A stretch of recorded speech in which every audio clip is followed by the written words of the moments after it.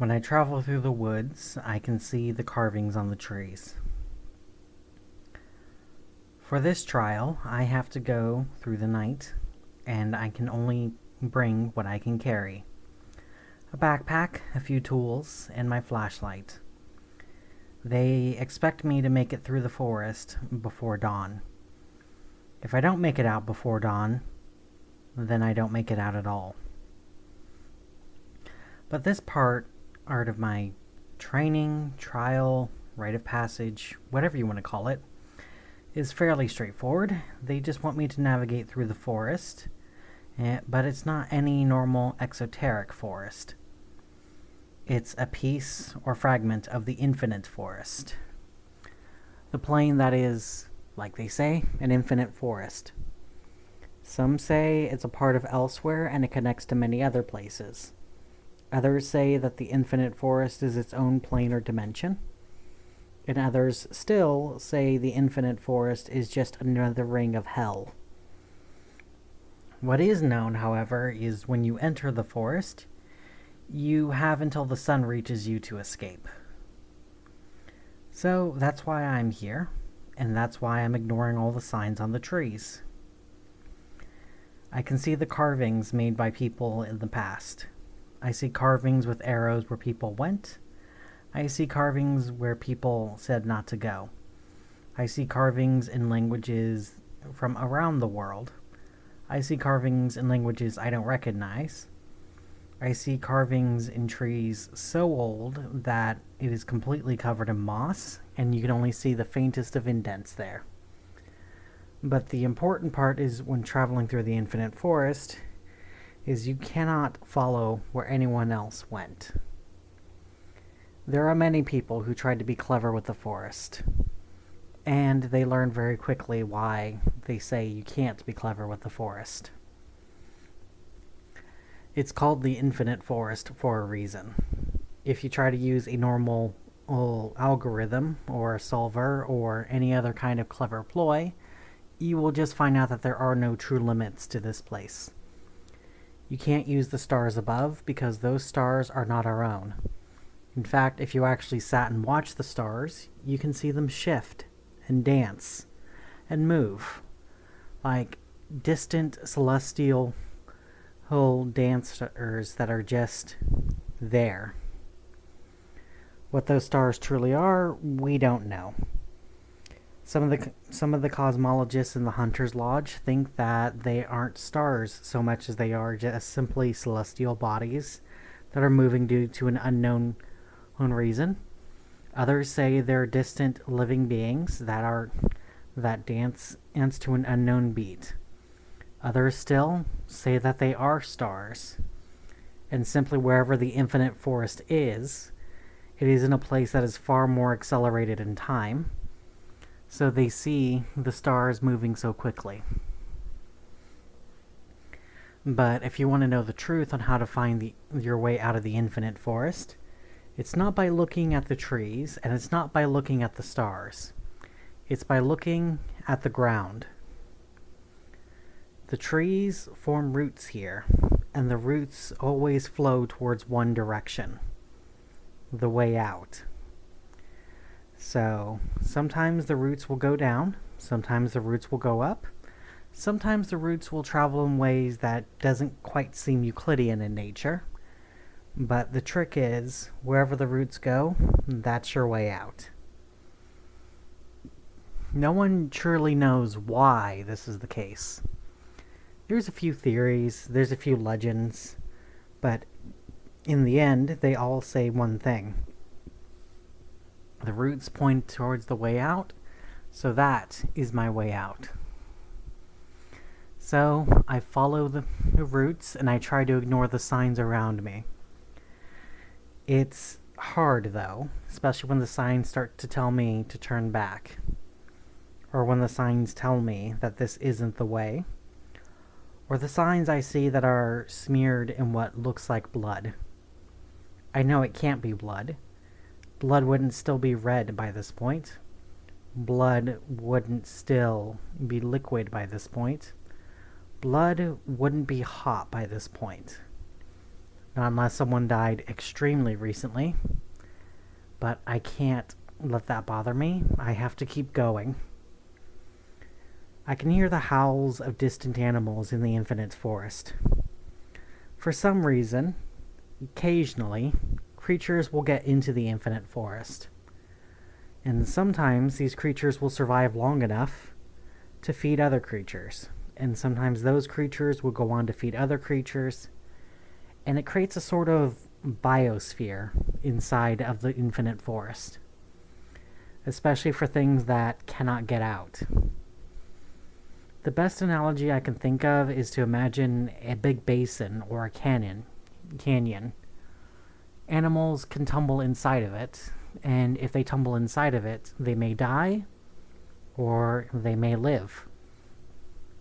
If they die, they feed the things inside the basin that lives. And the things that live, well, they have no choice but to live down there. Sometimes they will survive by feeding on those that drop inside. Sometimes they will feed on others.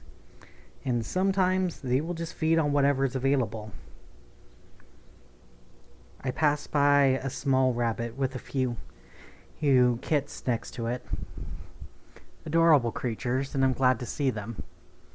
They're the little herbivores of the infinite forest. So, as long as they can keep finding breeding pairs, the rabbits will serve as a hopefully sustainable source of meat for any predators that get into the forest.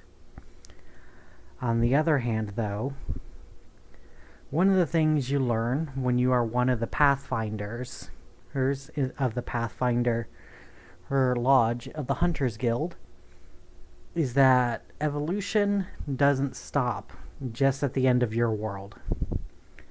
Species adapt the best they can to new places wherever they go. Sometimes they're moved there intentionally, sometimes they're moved there unintentionally, but creatures will always do what they can to adapt. And sometimes that's like an invasive species or like a bacteria.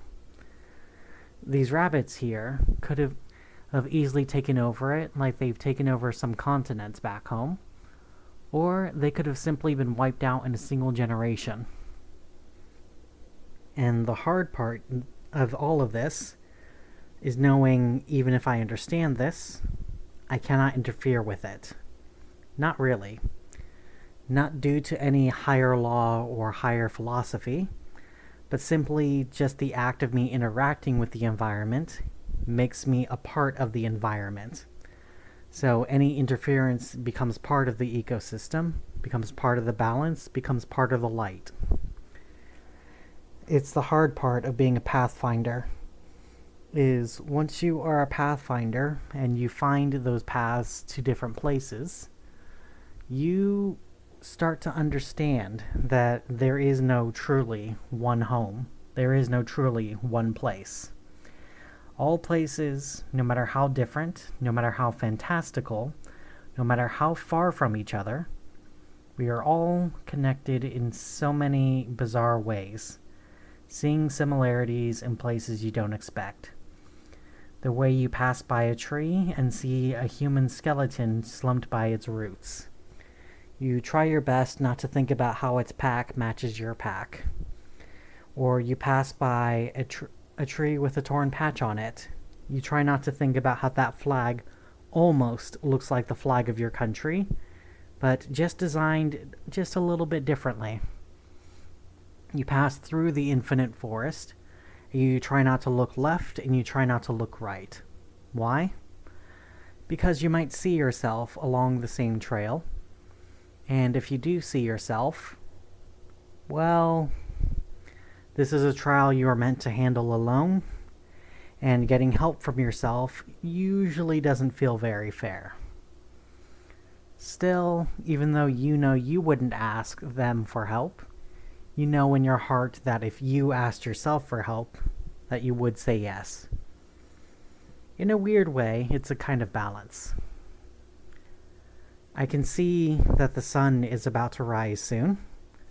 I can see the bits of daylight coming through, but I have to keep going. The sky is lightening towards the east, and I'm still traveling where the roots are. I see the edge of what I'm hoping is a canyon. If I can leave this forest, then I will be free. I just have to climb over this. As I climb over this, I try not to think about the ones who've come before me. I haven't seen any marks on the trees in a while. I haven't seen any human bodies in a while. I haven't even seen any trash or relics either. The infinite forest is vast, but humanity is vast as well.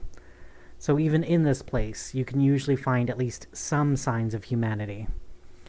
But now that I'm close to where I think my escape is, I don't see it at all. And all I can do as I climb up and pull myself up, all I can do is hope that just over this ridge, I can finally see the path out of here. Because if I pull myself up this ridge, and all I see is more trees, then I will still be stuck in this forest. As I travel up this ridge, I can hear the other me's climbing up the ridge too. Some are ahead of me, some are behind me, a few are next to me, and we are all careful not to touch each other. Careful not to make it harder for each other, and careful not to pull the other one up. I can't pull him up. My hand is on the top of this ridge, and I can see another me just behind me.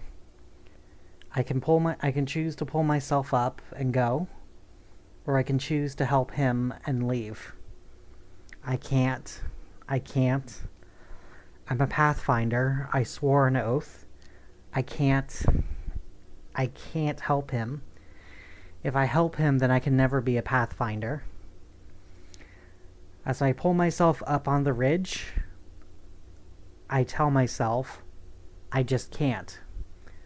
So I turn around and help pull myself up onto the ridge before the dawn rises. As we both turn to face the path, we both know he gets to be a Pathfinder because he didn't help another. I don't get to be a Pathfinder anymore because I did help another. So while he gets to go be a Pathfinder in his Hunter's Lodge, I get to go be a Wayfinder in my lodge.